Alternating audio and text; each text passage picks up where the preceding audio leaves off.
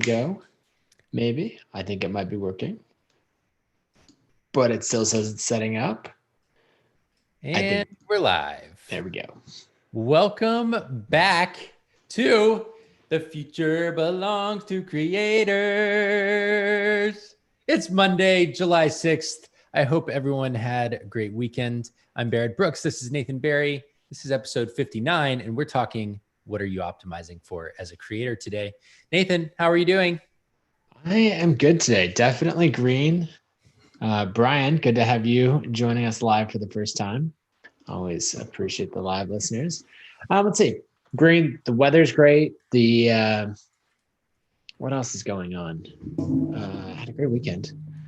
I realized we were kind of just hanging out at home a lot over the weekend, or we did plenty of things, but then Sunday I had nothing planned. And Oliver was like, "Hey, can we go on a hike?" And at first I was like, "No." And I thought, you know what? We're not doing anything. Yeah, let's go on a hike. I spent a while like looking up all these different hikes, and each one was like this heavily trafficked trail, and I was like, nope. And this other one, this one's great. It's moderately trafficked trail, still no, And I ended up finding one way up at the top of the mountain, about an hour and 10 minutes from our house, and it was fantastic. So anyway, when your kids are like, well, it'll be a while before Ab is like, "Dad, let's go on a hike." Yeah. But soon, then you just say, "Yes, let's do it." So it made for a good weekend. Also, ConvertKit Commerce launches on Wednesday next week. We start sending out invites, so I'm kind of pumped about that. Kind of pumped. That's an understatement. But yeah, I'm green. How about you? Love it. I'll troll you or bait you here in just a minute, but yeah, we went on a long walk on Sunday in our old neighborhood. There's this beautiful, it's not really a mountain, it's kind of like a hill. It's a volcanic vent is actually what it is. So a lot of the Cascade Mountain Range are volcanoes here in Portland and Washington. And it turns out that when some of them erupt, there are like these little spouts of lava that come out way, way far away from them. And so we have this hill in our old neighborhood that is one of those volcanic vents that's really pretty. You can see a lot of the city. So we decided to go for a walk in that area. And we're walking up it with the stroller with Deb in it, and minding our business. We're like going out of our way to stay away from people. And this guy on a bike rides right next to me without a mask on. And there's a whole 3/4 of the road over here to our right. And I'm like, come on, man. It was one of the first times I've ever I would never actually do this, but I seriously thought about like pushing the guy off his bike. It was very frustrating to like be trying to keep our space and have, anyways, it was a great weekend though. It was a great walk. We had a relaxing weekend. I find I'm sure all people who have been parents have found this, but weekends historically, like I'd stay up a little later, get up a little later, right? Well, when you have a kid, there is no getting up later. The kid gets up the same time every day. He doesn't care what time you went to bed. Unless he wants to surprise you and get up like an hour earlier. Right. That's the only kind of surprises that happen. Exactly. And so I have not yet dialed in my ability to go to bed early on weekends. And that results in Monday morning hangovers, not from alcohol, but from lack of sleep. Yeah. And it's my own fault. Because you're like, it's the weekend. This is great. And Ev's like, it's another day. Let's hang out first thing in the morning. It's Dad. a weekend. This is great. Yeah, I have you all day. Let's start early. Anyways, but Nathan, Friday night, I mean, I'm surprised you didn't mention this. You must have watched something about 3 or 4 times this weekend. I just once, but yes, we did watch Hamilton. It was wonderful. Yeah, really, really fun little home theater show. So it was good. There's things that you just forget from. I watched it in person once 2 years ago, I think. And there's so many things I've listened to the soundtrack, countless times since then. But there's so many little dynamics, and you're like, oh, I forgot that character was like that, or even things.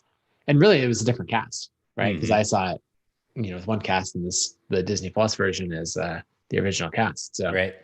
It was pretty fun. And it's not, everyone's always like, oh, the original cast is better. And it's like, no, it's just different. Different. Each actor has their own portrayal of the character. And so it's fun to see it. But yeah, I think I'll probably watch it again later this week. Yeah. Maybe a week apart. I do love that show. I know that I decided to opt out of the show that you did with Issa because you all are like super fans, but I'm a big fan of the show. Um, and so my wife was asking me, which character would you be? And I went through some. It was like, oh, well, Aaron Burr would be cool. Uh, Lafayette would be cool. And then I realized that like actually, I think what I would most enjoy being is the king. I thought you were going to say Hercules Mulligan, but Hercules Mulligan would be fun too. But the like whole oh yeah, that whole thing just repeatedly and just like the little oh yeah, no, good luck. John Adams. Oh man. Yeah. Anyways, okay, we digress. Chris, Noah, Brian, Neil, Keshna, all of you, Teddy, it's good to see you. Thanks for being here. Love having live listeners. We've got a good topic today. It's always a good topic. Thought maybe you could introduce it because this came up for you. We've now both written about this from different angles. Yeah. It came up for you in a conversation about a post that Ryan Holiday wrote actually with one of our friends. And I thought maybe you could just kind of share what y'all were talking about and how that got us back onto this topic. Yeah. So our topic is on optimization. What are you optimizing for? And Ryan Holiday wrote this article. I was talking to my friend Sean McCabe, and we were chatting about Ryan's article. And the article's titled "The Definition of Success is Autonomy." And anytime someone starts a sentence, the definition of success is, you're like, oh boy, what's coming next, right? Because it's going to be a very personal, individual thing. And the post, and I'll link to it in the show notes and all that, and so everyone can read it. But Ryan talks about achieving all these different layers of things. Like he brings up Taylor Swift, for example, achieving massive levels of success and money and musical fame and everything else. But then like there's this in the Netflix documentary, there's this scene where she's asking or begging her team for permission to get involved in politics and start making stands on some really important political issues. And they're like, don't alienate your base. Like, don't even way into that. And so that was fascinating. So Sean and I started talking about, okay, this whole optimization thing. What are you optimizing for? Is it autonomy? Because I kind of got off on this tangent of like, I think people are optimizing for the wrong thing. I think people are, Ryan's post is more about autonomy, but I think people often are optimizing for comfort. Like, for example, maybe this is getting ahead of ourselves in our outline a little bit, but there's a story of the Mexican fisherman, the parable. And when, actually, I'll just go ahead. Yeah, read it. Why not? Read it. I'll read it. Okay. So an American investment banker was at the pier of a small coastal Mexican village when a small boat with just one fisherman docked. Inside the small boat were several large yellowfin tuna. The American complimented the Mexican on the quality of his fish and asked how long it took to catch them. The man replied, only a little while. The American then asked why he didn't stay out longer and catch more fish. The Mexican said he had enough to support his family's immediate needs. The American then asked, but what do you do with the rest of your time? I sleep late, I fish a little, I play with my children, I take siestas with my wife Maria, stroll around the village, where I sip wine, play guitar with my friends, have a full and busy life. And the American goes, I'm a Harvard MBA, and I can help you. You should spend more time fishing. With the proceeds, buy a bigger boat. With the proceeds from that, buy an even bigger boat. You could buy several boats. Eventually, you'd have a fleet of fishing boats. Instead of selling your catch to a middleman, you would sell directly to the processor, eventually opening your own cannery. You would control the products, the processing, the distribution. You'd need to leave the small coastal fishing village and move to Mexico City and then LA and eventually New York City, where you'll run your expanding enterprise. The fisherman asked, but how long will this take? And the American replied, 15 to 20 years. But what then? And laughs and says, that's the best part. When the time is right, you would announce an IPO, you'd sell your company stock to the public and become very rich. You would make millions. Millions? Then what?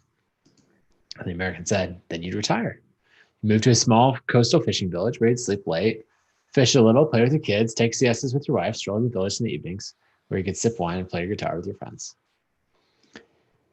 And So that's the story. And I think I read this. I don't know if Tim Ferriss has it in the 4 Hour Work Week.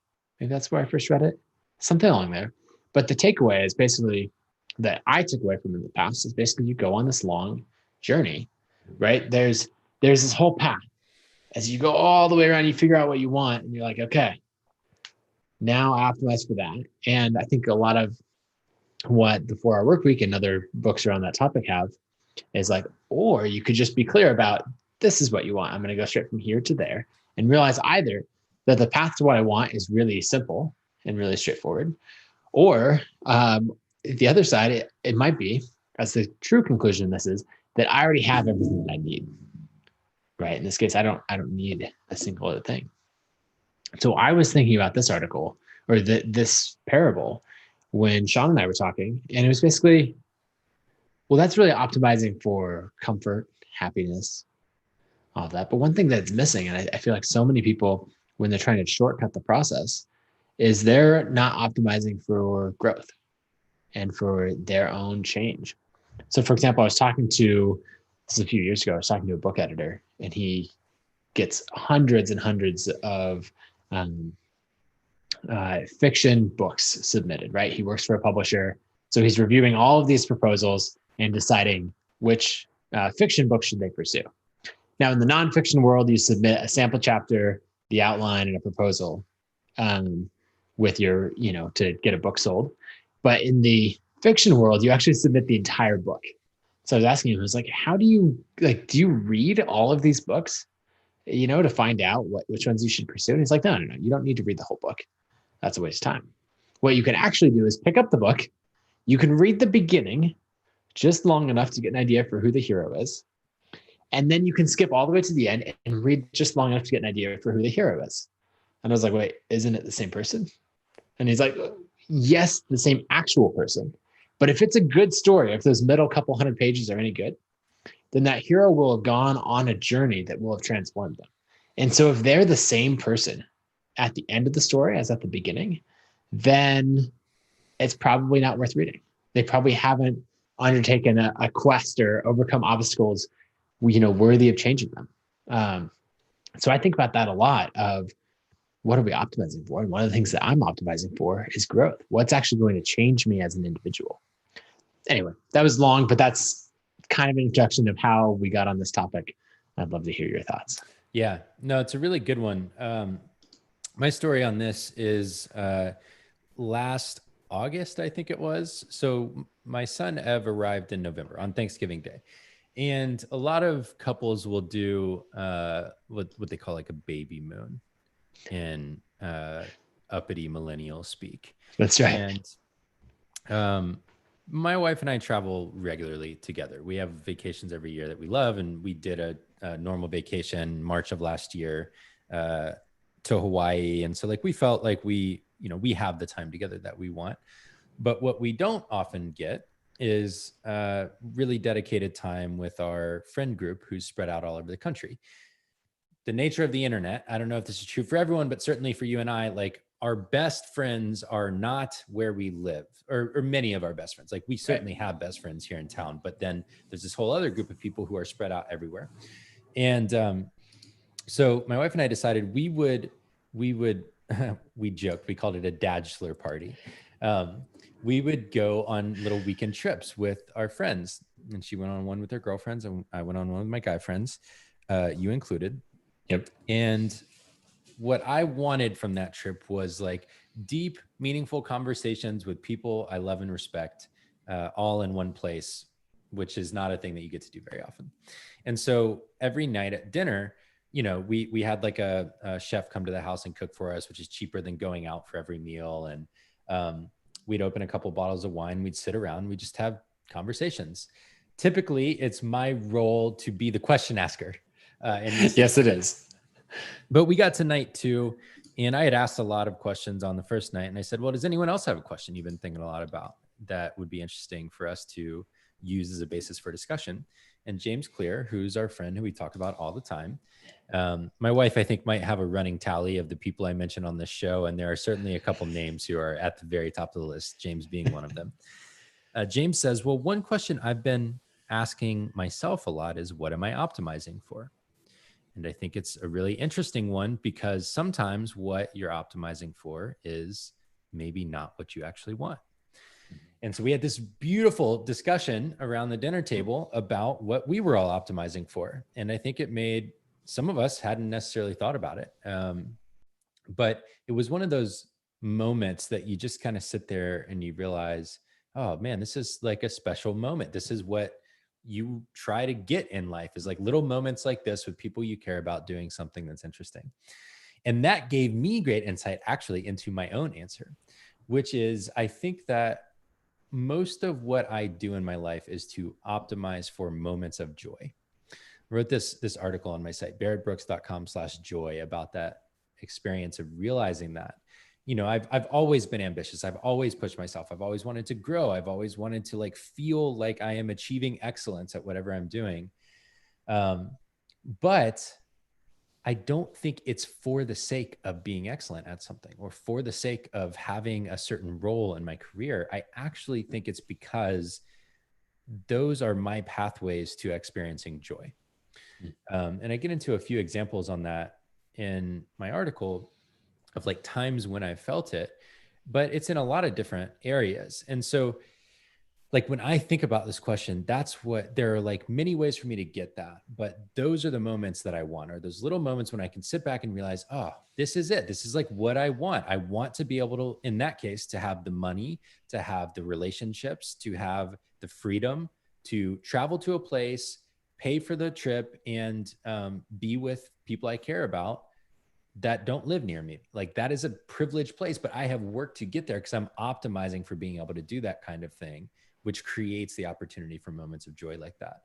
So I think it's relevant to creators because like you look at, like you asked the question on Twitter today, I asked it back when I wrote the article, and you get all kinds of answers. You get things like, I don't want any stress, or I want to feel fulfilled, or I want independence, or I want to be able to focus at home, or have experience gratitude, or 1.5x my life expectancy. And I always, every time I see an answer, it's like, is that the end in itself? Or is that a pathway to something else? Like an interesting one, 1.5x my life expectancy. Well, why? What do you want to be able to do at that time? Is it truly just that you want more time? Or when you think about having more time, are there actually very specific things that come to mind? Like, I want to see my son graduate high school, graduate college. Actually, I don't even know if college will exist at that point. Yeah. Get married, have kids if he wants to have kids. I want to like go fishing with him for years and years. I don't know. Like that's what I would think about if I'm thinking about 1.5xing my life expectancy. It would be creating more time for me to have more moments of joy, right? So anyways, I start thinking about the ways we confuse ourselves about what we're actually going for, which I think is a lot of where your mind went to too, is like, oh, we are very good at tricking ourselves into saying we want this thing, but this thing actually being a tool for something else. And then we get all messed up on the path that we followed because we're chasing this one, which may or may not give us this, but we do it anyways. And I think that's really what that parable is about, right? Is really understanding what is it that you're trying to get at the end of the day. Yeah. Well, I mean, it makes me think so much of these answers from people on Twitter of what they're optimizing for. And actually, let me just list out, we made a list of a bunch of things you could optimize for. Money, fame, joy, growth, autonomy, comfort, and impact. There's way more, right? But that was kind of some broad categories that we put together. And when I see everyone's answers, one, I think there's a lot of people who right now are optimizing for money, but are like, that's a bad thing to say, apparently. So if I said, what are you optimizing for? And someone replies on Twitter, money. I think people would be like, ooh, look at him. He's so shallow, or something like that. But there's plenty of people who maybe are actually doing that or actually thinking in that way. So I think the first thing is like, if you get clear with yourself as to what you're optimizing for and just own it, there's not really a wrong answer. And the answer is going to change over time. So don't feel like this is something that you have to get right from the beginning. But I think a lot of what I see people doing is either optimizing to avoid something. So they're seeing all the things in their life that they don't like to do. And they're saying, okay, how do I make sure that doesn't happen? How do I not have to do that?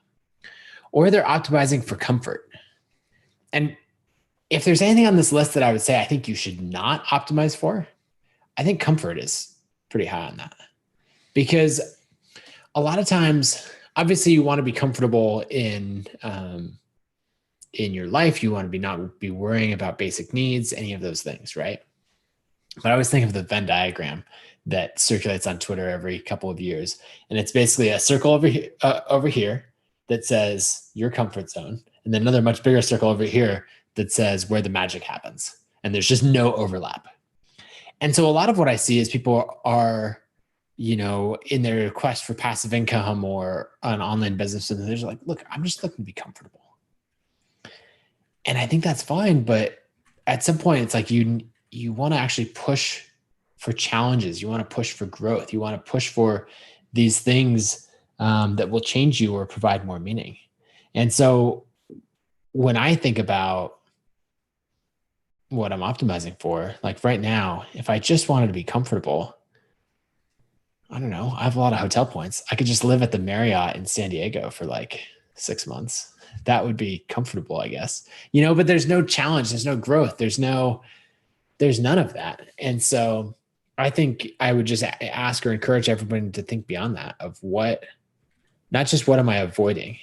What's pain that I don't want to feel or difficult things that I don't want to do, but really what could I pursue that would drive growth? Or how could I spend my time that would bring joy? I feel like I'm rambling now. No, it's good though. I like it.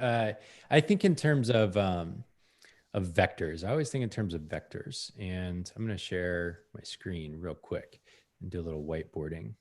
Like it. This is a really cool feature on Zoom, by the way. If you have an iPad, or an iPhone, you can share your screen to Zoom as a screen share. Anyways, cool little way to whiteboard. I think in terms of vectors, and I think actually you need a primary and then you need a counterbalancing force. And we found this at ConvertKit as well, that if you only have one thing you're optimizing for, it's really easy for you to take that to an extreme that then it screws up the original thing that you were trying to get. And so right. For me, I think mine is probably something like joy and impact, where you can make an argument that only optimizing for joy maybe turns into nihilism over time, right? Just the pursuit of things that like bring you little moments of ecstasy or something like that. That's not how I operate though. And I think it's because I have this balancing force of impact. Like I want to experience the joy, but I want to do it in a way that also allows others a hand up, that allows them opportunity to, realize whatever they're optimizing for. And so what's also interesting in this kind of model, right, is what's on the other end of joy? That's a really interesting question to me, because you might jump right to like stress. And that's not true for me, because a lot of stress that I feel is actually very good. It's very productive towards getting me to the points that I want to be in, or the experiences I want to have. It's like, okay, well, if it's not stress, what is it? Is it misery? Well, no, I don't experience misery that often. I mean, I certainly have in my life, but I don't experience it often. So what is it? I don't know. Maybe it's like grumpiness. Maybe grumpiness is at the other end of joy. Maybe like just being grumpy as hell at home and work and towards myself is the other end of that. And that's what I don't want. I don't know if that's true or not, but that feels somewhat true for me. Well, I could see it being a different word for each person, like as it represents their personality and their individual struggles. Or it's really like, what's the default that you fall back into when it's just like you're not having like a great day? And I think it's different for a lot of people, but I can totally see that. Like, I'm just imagining Grumpy Barrett right now. And I'm like, yep, I've experienced that. It's not fun for anyone. Yeah. And then you think about like impact. Well, what's on the other side of impact? For me, I think it's probably something like narcissism is maybe too strong a word, because it's like an actual disorder. Maybe it's like pure selfishness. Right. For me. And so when I think about this, it's like joy is this is my number one thing. It's my number one boo. impact is the counterbalancing force that I want to make sure I still optimize for. And so I want to kind of like try and live in here. That's like important to me. And so like I am partially optimizing for money right now. Here's why. Money, like the embodiment of joy to me is people I love in a place together, relaxing away from like the day-to-day stressors of life and having shared experiences together. My ideal, and like some of the places I've experienced this the most, are on shared trips with friends or at my parents' little mountain house in Bryson City, North Carolina. So what I want is I want a farm. I want to own a farm. I want it to be the kind of place where we can gather friends and family and like regularly invite people out. I want it to be a place where I can teach my kids to work with their hands, where we can experience nature and like have a connection to what it's like to actually maybe kill an animal that you're going to eat, or like understand the process of putting food on the table. I know like some of this is how y'all live every day, Nathan. And so for where I live, and I like being in the Northwest and in Portland, I need to be in, or a farm will bring me more joy, and money is a way to get a farm. Yep. Right now, there are ways that I can continue to take trips and things like that to substitute for it. But if I want that every weekend, I should probably own a place that allows me to do that. So money is one thing, but that's only if I were optimizing for joy for me, right? It's just like get money as fast as possible, buy a farm, be done. But what I love about my work and our work here is it actually also allows me to do this. It gives me kind of like a balance between long-term, it might produce great financial outcomes for my family, for your family, for everyone at ConvertKit. But in the meantime, if it fails at that, number one, the way we run the company gives me moments of joy. It gives me freedom to have those moments along the way with my family. And we have hundreds of thousands of people we get to have an impact on every day. Like that's pretty great to me. And so I am optimizing in this range currently by working here. And it gives me the greatest possibility of experiencing both of those things, of joy and impact in my life and career. So the reason I share that is I think it would be easy from the outside maybe, or even for me to tell myself that we just have to get as fast as possible from where we are to where we're trying to go and then sell the company so that we can be done with this thing and I can get on to what I was trying to do. Mm-hmm. But the moment this mechanism for impact goes away of the company in something like a sale or me leaving or anything like that, and if all it gets me is a farm where I want to have friends and all of that, I lose this tool for impact. Where's the impact come from at that point? Right. Is it that I don't care about it anymore? Or is it that I have to find a new thing? Because that creates stress in and of itself, finding the new thing to create impact. And so there's always going to be these balancing forces that I think it's really important we understand and pay attention to in our lives. Well, I think a lot about people, and I don't know as many personally, but, read about them in the news or that kind of thing, who are optimizing for impact in a crazy way. Actually, Elon Musk might be a good example of this. Yes. Right. Optimizing so much for impact. And I can't speak to whether or not he's optimizing for joy or what's on that other axis. But I don't think if I was writing down, I'd be like, oh, Elon Musk by optimizing for joy and impact. I don't think that joy is what's on, but impact is for sure, in that major way. I haven't watched it recently, but there's a TV show I've mentioned before called Madam Secretary. And the main character's brother is like this, a doctor who's worked all over the world, in all kinds of different countries and war zones and everything else. And so he's for sure optimizing for impact, but just the way his character is, he's like all the way on the grumpy scale, so he's like solid bottom right quadrant on there, and that would be a curious thing. I think when you look at a character like that, you go, I wonder if they know what that counterbalancing force is.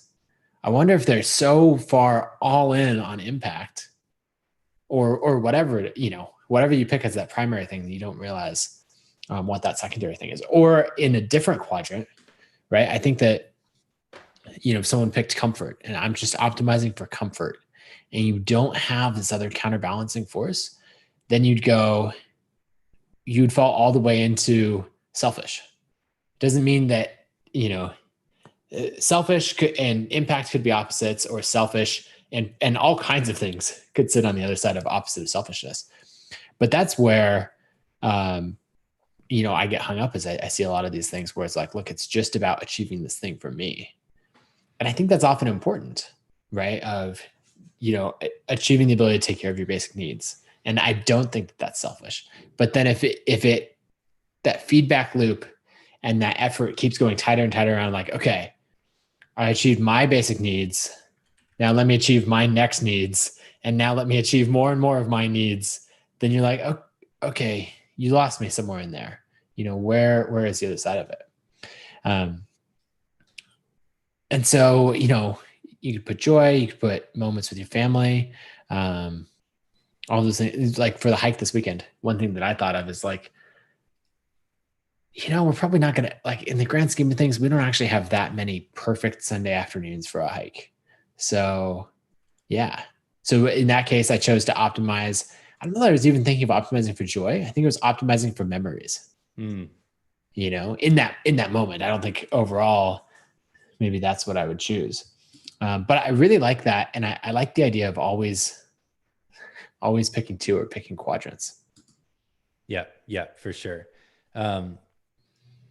So I think one of the things that we sometimes also fail to acknowledge, or at least I know that early, especially in my career and adult life, I wanted to ignore consequences or trade-offs. Elon Musk is actually a great example of this. If you read his biography by Ashley Vance, which I really enjoyed, I think it's a great book, or you watch the Pablo Picasso series on National Geographic, any of a variety of different stories. This Michael may Jordan. be, Michael Jordan's series. These are all men. And so that is interesting to me. And I would need to think for a moment about if it's a cross-gender phenomenon. But that's interesting. In those three stories, they achieved whatever they were optimizing for. I don't know if they look back, if they would have optimized for it again, but they achieved those things at the expense of nearly all else. Right. To be like the top 1% in the world at those things. Elon Musk sending people into space and building a car company. Michael Jordan winning basketball championships. Pablo Picasso painting, creativity. I mean, Josh just said in the chat, scorched earth approach. That's exactly right. I mean, Pablo Picasso ruined relationships in his life. He could not remain faithful to a single human being, which is not like a value judgment. It's just true. There were a lot of people he hurt along his path because of that fact. He had kids that he didn't even know along the way. Michael Jordan, same kind of thing. A lot of family issues on the side.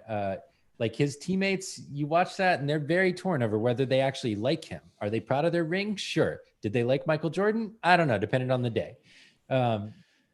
We all know that, the Elon Musk story is unfolding, as we go. But every day on Twitter before our eyes. Yeah. He's got a new family he started, but he had a family already that he ruined relationships with by being just so myopically focused on what he's trying to achieve. And a lot of us will benefit from that. A lot of us are inspired by that. But I think sometimes we forget when we're sitting there watching Michael Jordan's story, or we're sitting there watching the story about Tiger Woods, or we're sitting there watching reading the story about Pablo Picasso, or whoever, Leonardo da Vinci, whatever biography we're reading, they gave up everything to get that. Alexander Hamilton, he's another great one, literally gave up everything, including his life, to be able to be the person who created our financial system, who wrote the Federalist Papers. It is expensive to optimize for a single thing. And I think it's really important to know that to be top 1% at something, you're going to give up pretty much everything else, at least during the time where you're optimizing for that. And then you just have to hope you still have some time left afterwards. Now, there are other ways to go about things, right? Like I listed out some of the areas of life. Like there's this classic kind of quadrant approach to career, family, friends, and like health and fitness. And the idea being, I think James Clear might talk about this too in his book or something like that, that if you pick one, you can probably be great at that. If you pick two, you can probably be good at them.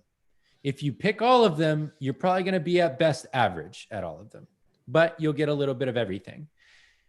And it's true, you know, you just have to make choices between what your priorities are, because there's only so many hours in the day. And kidding yourself about that doesn't do anyone any favors. You know, I think as sad as it would be to be intellectually honest with yourself that you are prioritizing your career above your family, above your friends, above your health, I think that is a healthier way to go about that, like myopic focus, than to act like you're going to try and do everything else too on the side. Yeah, because otherwise you end up in this area where you're kidding yourself, and you think you've got everyone else convinced, but really, you know, everybody knows that, you know, no one else is convinced. We're like, no. I mean, work's important, but like, you know, my family is my number one priority. And it's like, I don't see it. You know, no one else is convinced besides you. And so if you're honest about that, you know, that works. I actually know quite a few people. It tends to be before they have kids, but where they're saying like, yeah, our marriage is important, our relationship is important, but we both have career goals. Like we're both going places. And hey, you know, when we finish law school, when we get this book proposal submitted, or, you know, any of these other things, then we'll go out, like we'll take a big trip and we'll celebrate and these other things, but like we're pursuing our career. And I think when you are open about that, it has a lot of clarity. Yeah. And I think, you know, it doesn't have to be, most people aren't trying to be in the top 1% of what they're doing, right? Like, well, I'm not trying to be in the top 1% of experiencing moments of joy. That doesn't even make any sense as a heuristic. I'm experiencing more joy than you are. Right. However, in the way that I am manifesting that in my mind, we do have to be pretty damn good in terms of what we're trying to achieve at ConvertKit, right? And we have to operate at a pretty high level. And so I know that means, like in my conception of joy, it goes family, career, friends, health, I guess. Like if I'm being honest, if I'm doing this to myself, like that's the order. And when I look at my priorities, that's exactly how they shake out. But because we don't need to be in the top 1% of companies. We're not trying to sell the company in 3 years for like $900 billion or something. Right. We're not trying to beat Uber. We're trying to build something sustainable. It's going to last a really long time, that in the process will help make everyone who works here financially independent, which is a very different way of going about things. And so that creates margin for me. I don't have to work 16-hour days to build what we're trying to build. And so if I can build some habits around, like, I just need to work out 3 times a week. I'm not trying to run Ironman races. I'm not trying to do any of that shit. I'm just trying to like stay healthy enough to be essentially fit. That's possible. I want to see my friends once or twice a week. Like that's probably possible, even doing what we're doing.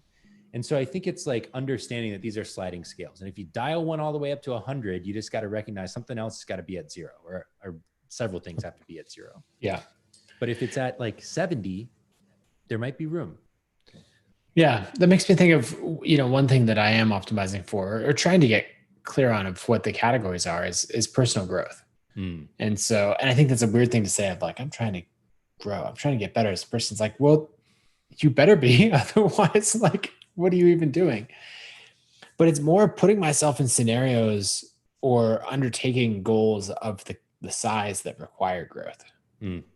So for example, I mean, a question we get all the time is, why not sell ConvertKit? Or even sometimes from our team asks, like, why grow beyond this point? Like, you've got enough, right? I've got enough. We're all good. What if we just chill out and take it easy now? And there's the impact side of it for sure. You know, somebody, like, the phrase is always, money doesn't buy happiness. Money won't make you happy.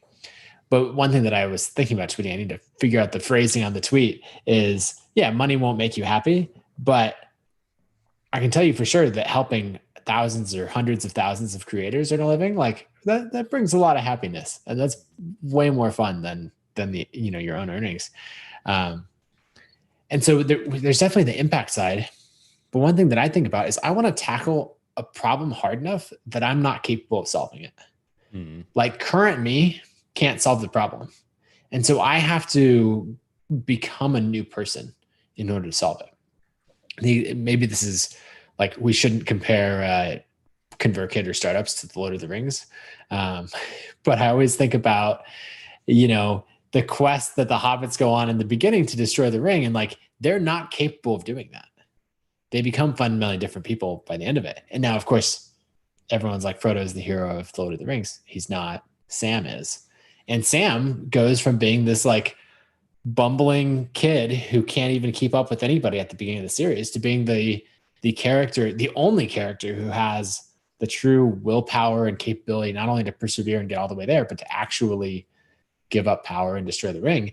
And so you think about that requires incredible transformation. And so I'm not trying to get like a little bit better, every day as by reading books or studying or that kind of thing. I'm trying to put myself in the middle of problems that are hard enough that I have to grow in a substantial way in order to solve them. So I think that's a lot of what we're trying to do with ConvertKit, and parenting and everything else, where it's like, look, these are hard problems. I have to become far less selfish. I have to become far smarter, more capable, much better endurance, everything else in order to solve those. And so I'll look back and go, oh, I even look back now and I'm like, to who I was in 2013 when I started ConvertKit. It's like, oh, that's great. I don't know. It's like almost a little bit condescending or patronizing. We're like, oh, that's so cute that you thought you could do that. And then today it's like, okay, I've made some progress, but there's still so much further to go. Anyway, so I think about choosing things that are difficult to force me to change and grow. Yeah. We could get into so much more there. I feel like it's probably time to start wrapping up. I'm going to round out the conversation maybe with like some questions to walk away with. Like that. The first one is, what are you optimizing for? If you had to just write down a word or a phrase for what, or maybe it's like what you want to be optimizing for, and then separately, what do your actions say that you're optimizing for? It might be an interesting way to look at the problem. The second thing is, if you had to draw kind of your quadrant thing, like we went over, and if you were listening on the podcast, maybe worth taking a look at at a minimum at the show notes, maybe we'll grab a screenshot or at the YouTube video. But if you had to draw kind of your intersection, what's the primary thing you're optimizing for? And what's the secondary counterbalancing thing? For me, it was joy and impact. And how do those interact together? Do your actions align with those things? And then my last question for you would be, what is it going to cost you to optimize for what you're optimizing for? What is the payment that's going to be due? What are you going to sacrifice along the way? And is that something you're willing to sacrifice? Do you want to sacrifice that in order to get what you're optimizing for? And then the last thing I want, like maybe this is like giving permission to everyone listening, is we go through phases of life. We definitely go through phases. Maybe the like traditional popular approaches in your 20s, you optimize for like trajectory, career. And then in midlife, you optimize for family. And then later in life, you optimize for comfort or impact or some combination of the two. You see like traditionally a lot of people will retire and then they'll sit on nonprofit boards or they'll go do volunteer work or something like that. Right. Those don't have to be your phases, number one. But let's just say you were on that kind of path. Like, you're going to be optimizing for different things at each phase of your life. And that's okay. If you're entering into a new phase, it's okay to start optimizing for something different. And I'd even say that it's better to actively say that to yourself, acknowledge that to yourself, than living in an old story of like, I am measured by how much money I make, or I am measured by how much impact I make on people outside of my family or whatever. And entering into a new phase saying, I am becoming a parent and I want this to be my number one focus. I am going to step back from my job as a dad and I'm going to be a full-time dad, or whatever your new phase is. Acknowledging that and owning it and knowing that now you're optimizing for something different. And that doesn't mean you're no longer the person who used to optimize for the other thing. It just means, okay, that chapter is behind me. Maybe I'll return to it at some point. For now, I'm doing something new. And I think that can be really healthy. Yep, that's good. Okay. Creator of the day. My creator of the day So I've mentioned the podcast before. Alyssa and Melissa on our team do a podcast called Deliverability Defined. And you should definitely subscribe to that. They've got, I think 4 episodes out now, and that's really solid. But I'm going to highlight their Instagram right now. Because one, they could use some more Instagram followers because it's just launched. But two, the content is so good. So as you dive in, they've got these guides they're posting on inbox placement and what words to, all these topics. But let me just take a specific one right now. Oh, here, this one on spam traps, right? Spam traps are a topic that, it seems like nobody understands. And it's super complex. And basically what they've done is just broken it down into these really simple Instagram posts, teaching you bite-sized things on what's going on, what to understand, how to clean your list, all of this stuff. And I would just recommend giving them a follow on Instagram, and you'll basically get these bite-sized lessons into deliverability, which is one of the most opaque topics on the entire internet. Like, it's so hard to learn about, and Alyssa is making it really, really easy. So that's Instagram.com/deliverability-defined. Love it. My creator of the day is, I'm going to try and get the pronunciation right. I believe it's Naina. Naina is an Indian, meaning the country, Indian artist. And she is a ConvertKit user that combines photography, coaching, and art. She primarily works in the medium of wearable art, which I think is really fascinating. She makes things like blazers and buttons, and that's very aligned with some of her photography art, which is focused on luxury and fashion and lifestyle. Anyways, she popped up as I was doing research for another project on some of our ConvertKit users, and I was just like enamored with the entire branding of her website, the through line of all of her different art and coaching.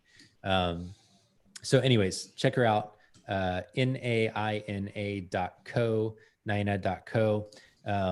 Really great art, and she's got a podcast, a blog, all kinds of good stuff. I would imagine it would be a good follow regardless, but especially if you are an artist as well. Sounds good. My resource of the day, I'm going to go with the article from Ryan Holiday that we talked about earlier. It's titled "The Definition of Success is Autonomy." Basically dives into, what does it look like when you have it all, but that restricts all of your options, when you're still looking to other people for what you can say or do. And of course, since it's Ryan, he always brings in Stoic philosophy and everything else. So it's worth a read. And, as you think about those counterbalancing forces, keep that in mind that it might mean something totally different for you. Love it. I'm going to do a little self promo, which we've talked about on this show as being a good thing. That's right. Anyways, barrettbrooks.com/joy. I wrote this a while back right after, you can see it was August 27, 2019, right after the dad weekend. And it's just a post about this question that James Clear asked us over dinner. And it puts on paper some of the thoughts that I've shared today and some of the questions that I asked at the end of the show. I don't know, maybe it'll be something that you bookmark and come back to on occasion, maybe part of your annual review process or something like that, to be regularly asking yourself, not all the time. I don't think it's good to ask existential questions all the time, but at least occasionally, what is it that I'm optimizing for right now? And am I in the same phase of life as when I decided to optimize for that, or am I entering a new one? Love it. Right. I think we use that kind of as our thought of the day. It's a really good journaling prompt. Just sit down and ask, what am I optimizing for? There's no wrong answers. You'll actually get far more out of it if you choose to be honest, rather than answering the question, what should I be optimizing for? Or what will people think better of me if I'm optimizing for those things? Don't ask that. Ask what am I optimizing for right now? And then the question of what would I like to be optimizing for? The clarity is really, really important. So that's all we have for today. Thanks for listening. And we'll